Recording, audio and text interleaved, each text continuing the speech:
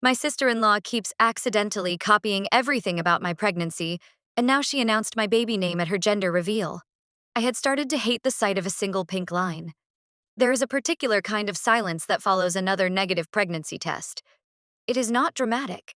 It is not cinematic. It is just the hum of the bathroom fan, the ticking of the hallway clock, and the quiet little thud of hope dropping in your chest. We had been trying for over a year. 3 chemical pregnancies. 1 month where my period was a full week late, and I had already secretly looked up maternity genes. Too many nights where my husband, Ethan, would hold me while I cried into his shirt and mutter that it would happen when it was supposed to. The month it finally did happen, it almost felt like a mistake. I stared at the test on the edge of the sink, then looked away, then looked back, like maybe the universe needed me to double-check its work. 2 lines, not squint and tilt, the test. Under a lamp lines, bold, undeniable, almost smug. I walked out of the bathroom in a daze, holding it in my hand like evidence. Ethan was in the kitchen making coffee. I remember the sunlight coming in through the window and how ordinary the morning smelled. Toast, coffee, dog food in the bowl. I think that's what made it hit me. How something I wanted this badly could appear in a day that looked like every other.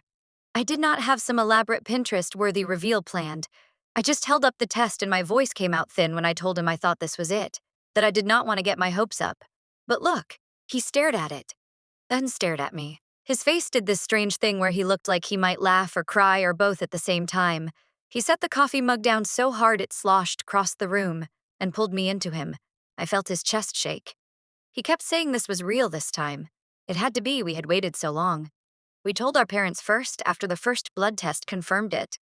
A small dinner at our house. Nothing dramatic, just dessert plates and my heart pounding in my throat. We handed them little envelopes with ultrasound booking confirmations printed, framed as "save the date." There were tears, hugs, my mother already worrying about my iron levels. Ethan's parents kept saying they knew it would happen for us. His brother Ryan and Ryan's wife Lila came over that weekend. We wanted to share it with them in person. I had always liked Lila. She was a little intense, a little performative, but fun. The kind of person who posts everything online with a matching filter set and a caption about gratitude. We told them in the living room. Ethan said there was something we wanted to share, then looked at me. I held up the little baby on board mug we had bought as a joke. Lila's smile was instant, wide, almost too bright. She said we had finally beaten them to something, that she had always thought she would be the one to announce a pregnancy first. Then she laughed and said, now she was really going to have to get pregnant too. She said it in a joking, breezy way, but her eyes flicked to Ryan, and something in the look between them made the back of my neck prickle. Ryan went over and hugged Ethan, congratulated him, said this was going to be so good for their parents. Lila hugged me and squeezed a little too hard. She whispered that she was really happy for me. I believed her, mostly. The comments just clung to me afterward like damp fabric. A few weeks later, I woke up to our family group chat exploding. Messages, gifs, heart emojis, congratulations stacking on top of each other. Ethan's mom had sent the first message, a crying face and something about her heart being too full. Then a photo. A pair of tiny socks on a calendar page circled date. Lila was pregnant. Her message said they were due just a little after us. How magical it was going to be. How their babies would be twin cousins growing up side by side. Everyone loved that phrase. Twin cousins. It rolled around the chat like confetti. I sat on the couch, phone in hand, watching the messages pour in. My own congratulations sat there at the bottom, small and polite. I tried to tell myself it was sweet, that this truly was just a coincidence. People try for babies all the time. Schedules overlap. Maybe they had been trying for months, too. Maybe this was what family was supposed to look like. I told Ethan I was happy for them. I said it out loud enough times that it almost sounded true. Still, a quiet voice in the back of my mind counted weeks. Did she start trying after we told them? Did she move up their timeline? Did those comments in our living room mean more than I thought? I ignored it. I wanted peace more than I wanted answers. It was easier at first when it was just numbers on a calendar. 8 weeks, 10 weeks, 12. Once the symptoms kicked in, it became harder to ignore. I would mention to the family that I had started getting nauseous in the evenings, that the smell of garlic made me have to leave the room. The next day, Lila would message the group saying her evening sickness was awful and that garlic was her new worst enemy. I told my mom in a private call that I had started craving cold apples and sharp cheddar cheese. It felt like a weirdly specific combination, but it was all I wanted some days. Later that week, I saw Lila's story online. a photo of sliced apples and cheese with a caption about her pregnancy craving and how quirky it was. Every time. She made it a little bigger. If I was tired, she was completely exhausted. If I had a day of back pain, she had a week of not being able to move.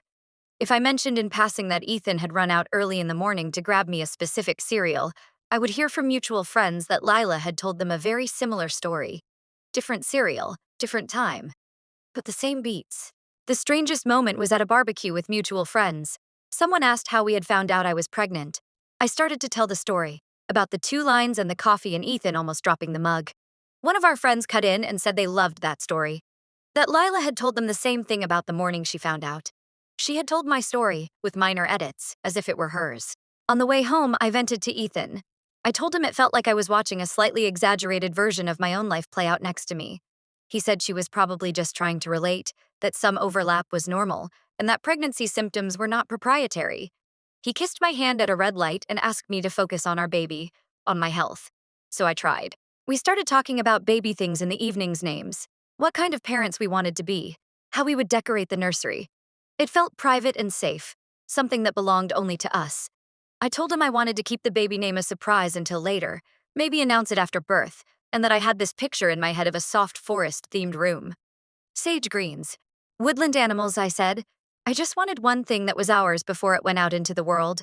We mentioned it only to immediate family, offhand, more as a description than a big reveal. My mom asked a few questions about paint colors, and that was that. That night, as I was getting ready for bed, my phone buzzed with a message from her. It was a screenshot. At the top was Lila's name. She was asking my mom for advice on doing a forest-themed nursery. Wasn't it cute? Did she think everyone would love it? I sat on the edge of the bed, staring at the screen, my pulse loud in my ears. The word coincidence floated up like a balloon and then popped quietly, leaving nothing in its place. After the forest nursery message, something shifted in my brain before. I had been trying to stuff everything into the coincidence box, no matter how misshapen it was getting. After that, it felt less like fate and more like being followed one step behind in my own life. I did not bring it up to Lila. I told myself it would sound petty. That detour was not worth a family argument. Instead, I did what everyone tells pregnant women to do. I tried to focus on the good. The good, in this case, was the first big ultrasound. Ethan and I sat in the darkened room, fingers clasped, listening to the whoosh of a heartbeat that did not belong to either of us. The tech turned the screen, and there it was, this grainy little profile. A head and a curve of spine, an arm flicking like it was waving. On the way home, I could not stop staring at the printout, the way people stare at clouds and insist they see familiar shapes. Later that evening, I posted one single photo. No elaborate grid, no collage, just the little black and white blur with a simple caption about being grateful. About finally seeing the tiny person who had already rearranged my entire life. I added a couple of heart emojis and turned my phone off. I wanted the moment to exist without my constant refreshing. The next day, I opened my socials and saw Lila's post at the top of my feed. Her ultrasound image, framed almost identically. The caption structure mirrored mine. She talked about being so grateful for the little miracle, used nearly the same phrasing about a tiny person already changing everything, even added the same combination of hearts and stars as decoration. I scrolled back up to mine, then down to hers, back and forth until the words blurred. Mutual friends had started to comment things like that. They felt done for Svud. That they loved how in sync we were, that it was adorable how we kept doing the same things. Someone joked that it was like we were sharing a brain. Underneath the comments, I watched little heart counts stack up under her post. Faster than mine. It was not that I wanted a competition. It was that I realized I could not do anything first without it being repeated louder, brighter, and somehow more visible. I kept our next milestone off the internet entirely. When my best friend Emma offered to plan my baby shower, I said yes with the kind of relief that made my knees weak. She started a small chat with me and my mom, and it felt safe, contained. We spent evenings tossing ideas back and forth. Soft sage and cream colors, simple decorations that did not scream party store. A cake that reflected my hobbies, little painted book spines along the sides because I loved reading. A game where guests would write letters for the baby to open at different ages. Personal, detailed, nothing copied from a template. We all agreed to keep it quiet until Emma had the details settled. It felt like the first thing in months that was just mine, shaped around who I was before I became someone's mother. About a week later, I stopped by my mother-in-law's house to drop something off. She was standing at the kitchen counter, scrolling her phone with that gleeful smile she gets when she is about to share news. She told me she had just gotten off the phone with Lila, who was so excited about her baby shower plans. Soft sage and cream colors. A cake themed around Lila's interests, even a game with letters to the baby for future birthdays. Was that not the sweetest idea? For a few moments, my brain tried to tell me I had misheard, that I was mixing up words. Then she repeated the details, almost verbatim from our private chat. I could see the exact bullet points in my mind, only now layered over with someone else's name. I nodded and smiled and made some noise about how nice that was while my stomach dropped. When I got into my car, I just sat there in the driveway with my hands on the steering wheel, replaying conversations. The only people who knew about my shower plans were Emma and my mom. I did not want to accuse anyone. I did not want to be that person. Still, the realization crept in, cold and unwelcome. Either someone I trusted had repeated my ideas, or Lila had found another way to pry them out. Either way, the pattern was no longer just on screens, it was inside my own small circle. After that, I started measuring my words around family like they were something expensive I could not afford to waste. I should have known better than to float the maternity photo idea where everyone could see it. One afternoon, in the family group chat, I mentioned I was thinking about doing a maternity shoot at a particular park on the edge of town. It has a small lake, tall grass that turns gold in the late afternoon, trees that form a tunnel over the path. I had showed Lila some poses I liked months before, back when it still felt fun to talk about these things. We had laughed over angles and outfits, over how cheesy some people could be. I had not even booked the photographer yet. I was still looking at dates when my phone lit up with notifications. Lila had posted her maternity photos. There she was, at that exact park in the soft light of late afternoon, posed in ways that matched the ones I had pinned. Hands on belly, profile turned, a photo of her and Ryan with their foreheads touching, and the lake blurred behind them. The same shot I had once pointed to and said that it looked like a still from a movie. The comments rolled in, family members saying she should be a model, that these were the best maternity photos they had ever seen, that the location was breathtaking and so perfectly her. My mother-in-law shared the post to her own page with a caption about how proud she was. I stared at the photos until the scenery that I had loved started to feel used up, like a stage after the crowd has left. I closed the album and opened my messages to Ethan, my fingers hovering over the keyboard. What was I supposed to say? That I felt like a supporting character in my own pregnancy. That every time I opened my phone, it was like looking into a slightly distorted mirror. When I finally did type something to him, it came out smaller than how it felt inside. I said it was starting to feel weird. He responded that he understood, that he knew it was a lot, but that we could still do our shoot and make it our own. He said no one could steal what the baby meant to us. It sounded right. It did not make me feel better. The tension peaked at a small family dinner a few weeks later. We were gathered at his parents' house, just immediate family, plates balanced on knees in the living room. Conversation drifted, soft and ordinary, until someone asked about baby names. Ethan looked at me. We had rehearsed this answer. He said we already had a name picked out, but we were keeping it private until the birth. He made a light joke about not wanting outside opinions. Lila smiled over her glass and said she felt the same way, that she and Ryan also had a name chosen, and it was really special and unique. She said she did not want anyone to steal it, in this playful tone that made everyone laugh. I did too, because that is what you do. You laugh along even when your skin crawls a little. Later, as we were cleaning up, I took some dishes into the kitchen. Voices drifted in from the dining room. My mom and Lila were still talking. Lila asked, in a lowered voice that still carried, if my mom knew our baby's name. My mom answered that we were serious about keeping it to ourselves. Lila laughed and said she just wanted to make sure that they did not accidentally choose the same one, that it would be so awkward to show up at the hospital with matching names. There was a pause. I imagined her expression. The way she leans in when she really wants something, standing in the doorway holding a stack of plates. I realized this was not just about shared taste or similar timing. She was not only copying what she could see, she was actively trying to get behind the only boundary I had left. I had started to think of the name as a kind of spell.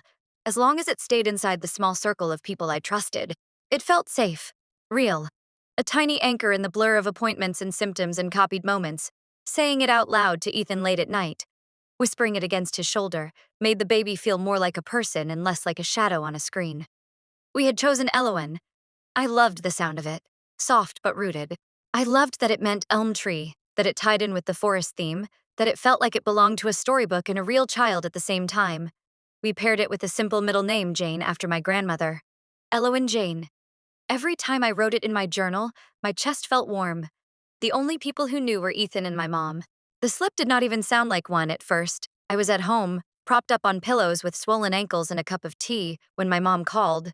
She had my aunt on speaker. They like to do that. My mom and her sister talk as if they are passing a phone back and forth even when they are miles apart. At some point, my mom started talking about the baby. I heard her say how excited she was, how she loved that we had picked something a little different but not strange. Then she said she never expected her first grandchild to have such a woodland fairy name. She did not say it outright, just the rhythm of the first syllable, the way she hit the L before catching herself and laughing. Well, I cannot say it. They want it to be a surprise, she added quickly. On the other end, my aunt cooed about how sweet that was. Through the crackle of the call, I heard another sound in the background, a door closing, someone moving. My mom mentioned she was at my in-laws' house, helping them sort through some boxes. She had set the phone on the table. As they chatted, my mother-in-law wandered past the camera, waved at me on FaceTime. A second later, Lila crossed the frame behind her, just for a moment.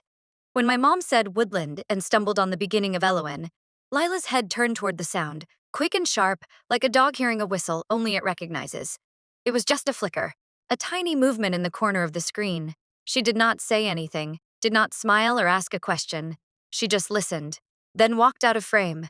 At the time, I thought nothing of it. Names are vague. Half a syllable is nothing. I forgot about the glance as soon as we hung up. Later, I would replay that tiny turn of her head like footage from a security camera. By the time her gender reveal rolled around, I was further along, heavier and constantly tired. I considered skipping it. I told myself that would look petty, that whatever I felt about the copying, this was still a baby, still family. She had rented a small venue outside of town, a refurbished barn with whitewashed walls and strings of lights. When we walked in, my stomach sank. The decorations were pastel greens and soft creams, with wooden slices for centerpieces and little glass jars of moss and miniature trees. The backdrop looked almost exactly like one I had saved to a Pinterest board months ago, down to the garland looped in uneven circles. I had even shown that exact photo to Lila once, back when sharing felt harmless. Now it felt like walking into a version of my own plans, executed first and louder. Everyone was filming. There were hired photographers, a custom cake, coordinated outfits. Lila floated around the room in a flowing dress, hand on her bump, basking in the compliments. Ryan walked behind her carrying props and grinning like a man in a commercial. When the time came for the reveal, they stood in front of the backdrop holding a large black balloon. The countdown felt endless. Someone shouted the final number. Ryan popped it, and a cloud of pink confetti exploded into the air. "It's a girl," everyone shouted. People cried, clapped, hugged, threw handfuls of confetti back up just to watch it fall again. I clapped too, feeling oddly separate from my own hands. After the chaos settled, they brought out the cake and someone tapped a glass for attention. Ryan cleared his throat and thanked everyone for coming. He talked about how this baby had already changed their lives, how grateful they were, how blessed they felt. Lila leaned into him, smiling with that practiced softness.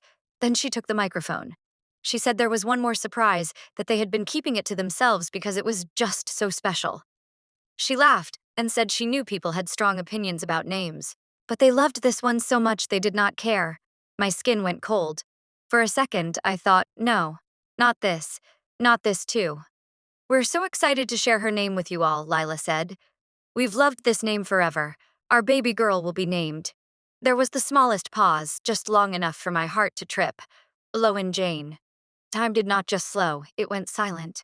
I heard the name as if it were underwater, the exact first name, the exact middle name. Not close, not similar, exact. The room erupted in applause, the sound rushing back in a wave. People cheered. Someone whistled. My mother-in-law covered her mouth like she might cry. A few relatives glanced over at me, their smiles faltering when they saw my face. I must have gone completely pale. Ethan's fingers tightened around mine. I felt him snap his gaze to me, then to them, then back. Lila stood there, beaming, looking directly at me now. Her smile did not change, but her eyes were steady, almost bright with anticipation. I could not move. I clapped once because everyone else was clapping, and then my hands fell into my lap. As soon as the noise shifted into conversation, I tugged Ethan's arm and pulled him toward the side of the room. My whole body was shaking. "Did you tell them?" I managed to get out. My voice sounded thin, like it belonged to someone else. "Did you tell them her name?" He looked stunned and hurt all at once. He swore he had not, that he would never do that. That he thought maybe we had chosen something more popular than we realized. Before I could answer, Lila approached. She had that concerned look on, the one people wear when they want everyone to see how kind they are. She tilted her head and asked if I was all right. Said I looked upset. Then, with a little shrug, she added in a light tone that I did not own a name, you know? Something in me snapped. You knew, I said. My voice came out louder than I intended. You knew that was our name. Conversations around us stuttered. A few nearby relatives turned their heads. The photographer lowered his camera. The air in the room shifted, like everyone had leaned in an inch without moving. Lila's smile cooled. She crossed her arms, the microphone still in her hand, and looked around deliberately. If you're going to accuse me of something, she said, her voice carrying through the suddenly quiet room, say it in front of everyone? For a second, I thought I might back down. Everyone was staring. Lila with her arms crossed and a microphone still in her hand like this was just another part of her program. My in-laws frozen mid-smile, my aunt mid-sip of punch, Ethan at my side, tense as a wire. But then I thought about every moment I had swallowed to keep the peace, and my mouth moved before my brain could stop it. Fine, I said. My voice shook, but it carried. I'll say it in front of everyone. The room went very still.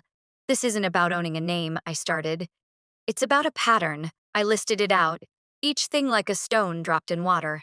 How the day after I posted my ultrasound with a simple caption, hers went up with almost the same words and emojis. How every time I mentioned a symptom or craving, she somehow had the same thing, only louder, more dramatic. How she retold our "how we found out" story to friends like it was hers, just changing a few details. I talked about the forest nursery, how I described that theme privately to immediate family and then watched it appear in her messages as her idea.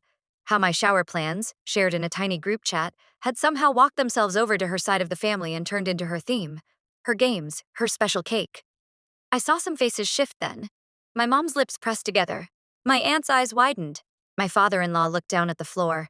And now this, I said, forcing myself to look at her. The exact first name, the exact middle name. After you've been trying to find out what we chose. My hands were shaking. This isn't coincidence anymore. This is you taking things that were special to me and rushing to do them first. I feel like I can't have a single moment without watching you perform a bigger, shinier version of it. Leela's eyes filled instantly. She gave a little laugh that sounded wounded. You're being dramatic, she said, and her voice broke just enough to make people lean toward her. Symptoms overlap. Themes are popular. Pinterest exists. Parks and colors and poses are not trademarked and neither are names. She looked around for backup. We've talked about loving that kind of name for years. You don't own Eloin. You don't own trees or forests or soft green. Maybe you're just jealous that other people are excited too. The word jealous landed like something dirty. My mother-in-law hurried to her side, putting an arm around her shoulder as Lila dabbed at her eyes.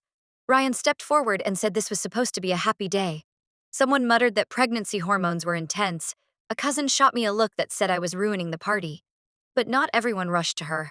My aunt cleared her throat and said quietly that she had heard my version of the shower plans weeks before. My dad asked, very gently, how the exact name and middle name could be explained as coincidence when Lila had been asking around about ours. No one had an answer for that. I realized I was done bleeding out explanations for people who only wanted to stop the discomfort, not see the cut. Ethan finally spoke up, his voice low but steady.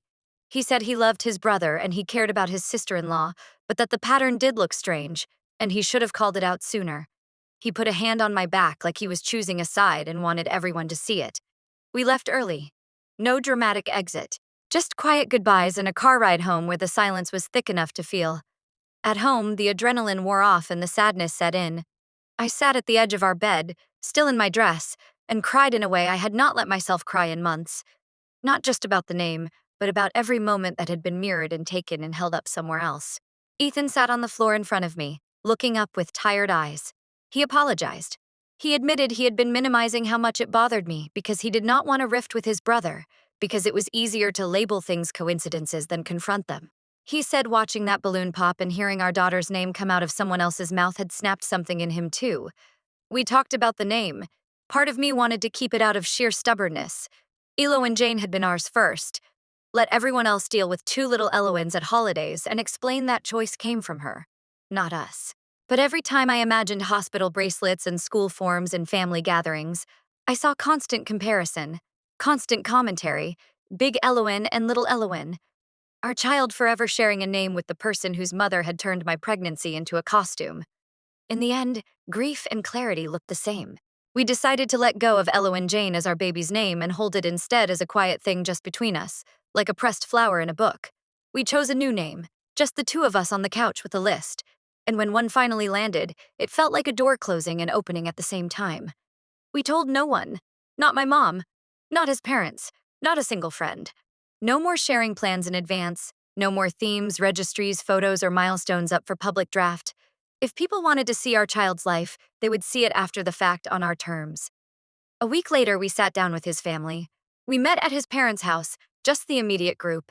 Lila and Ryan were there. She would not look at me at first, then looked too much. Like she wanted to catch me glaring. I did not glare. I was tired. Ethan did most of the talking. He explained that we were pulling back on what we shared, that it was becoming clear our ideas and moments did not stay ours once they left our mouths, and for the sake of our peace, we were going to keep future details private. I added that the name situation had genuinely hurt me, that whether or not they wanted to call it coincidence, it felt like the last line being crossed. I said we had changed our daughter's name, not as a concession to Lila, but as a way to step out of the shadow of whatever she was doing. My mother-in-law thought we were overreacting. She said family share, that it was sad we were turning joy into secrecy. My father-in-law nodded slowly and said he understood wanting to protect something fragile. My aunt, who had come at my invitation, gave Lila a look that finally made her shift in her chair. Lila scoffed and said she would not apologize for liking pretty things or popular ideas. She said again that names are free, that we were punishing everyone else because I could not handle overlap. I did not argue with her. I just repeated the boundary: less information, more space. They could feel however they wanted about it. What people did with that line told us everything. Some relatives started texting me separately, apologizing for brushing off my feelings, promising to respect our privacy. Others doubled down, sending group messages about how sad it was when people made drama out of babies. Months later, our daughter was born. The birth itself was quiet and messy and real. No photographers, no balloon arches. Just a hospital room, a nurse with kind eyes, and Ethan crying harder than the baby when she finally let out her first thin wail. We named her what we had decided in that tired, determined moment on the couch, Rowan May. Still a nod to the trees, but this time untouched by anyone else. We said it to the nurse, heard it printed on her little bracelet, and it felt clean. The next day, we posted one photo, no hashtags, no elaborate caption, just Rowan's name, the date, and a short line about her being here and healthy and loved. I turned my phone off after that and just watched her. Later, when I did check, I saw that Lila had posted a side-by-side of cousin Elowen and Rowan, with a caption about how connected they were from day one. In the family chat, she made a little joke about us staying on brand with tree names. Someone tagged me. I replied with a simple thanks, a heart, and then muted the conversation. I cannot control what she does. I cannot stop her from copying or performing or twisting things until they shine for her. But I can decide how much of my life she gets to see in advance, how much access she has to the parts of me that still feel soft. We visit for short stretches now. We keep things light. We tell people about milestones after they happen, not before. When Lila fishes for details, I smile and change the subject. Low contact slipped into place so quietly that I do not think she has even named it yet. I am not asking whether I own a name or a color or a theme. I am asking if it is finally fair to step back from someone who turned my whole pregnancy into a script and still insists it was all just coincidence.